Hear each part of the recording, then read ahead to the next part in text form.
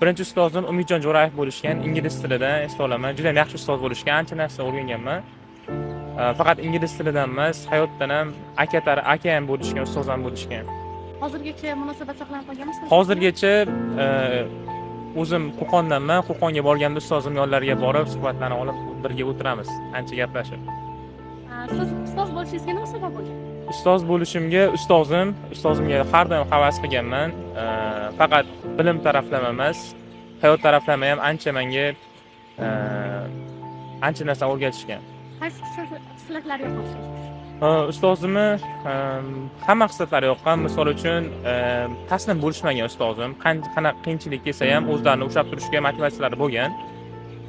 Men shu taraflari menga yoqqanligi sababli ustozimni haligacha hurmat qilaman, haligacha hurmatdan joyga qo'yaman.